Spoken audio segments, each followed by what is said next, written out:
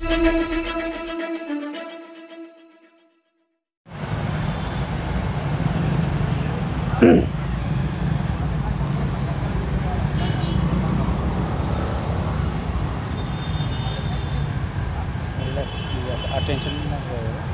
Normal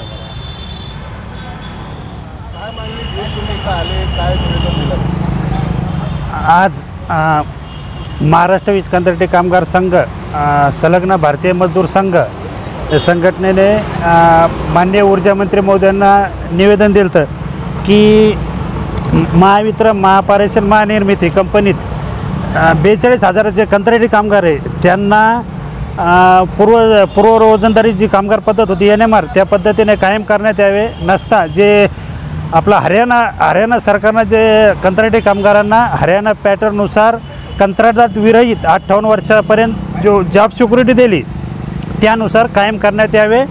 आणि जे संघटनेची पुन्हा तिसरी मागणी आहे की कंत्राटी कामगारांना पे पेन्शन म्हणजे किमान वेतन लागू केले पाहिजेत आणि स्वतंत्र पगारवाढीची नियमावली लागू करण्यात आली पाहिजेत। या मागण्यासाठी आम्ही आज आंदोलन करतो। आजचा तिसऱ्या टप्प्याचं आंदोलन जालना जिल्ह्याचे पालकमंत्री अतुल साहेब यांना निवेदन आम्ही तिथं आंदोलन केलेलं आहे।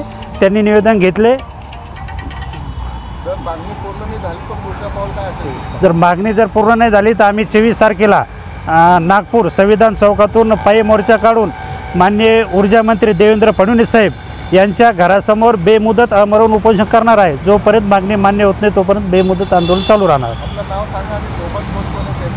माझं नाव तात्यासाहेब सावंत, मी महाराष्ट्र वीज कंत्राटी कामगार संघाचा केंद्रीय सहसंघटन मंत्री आहे।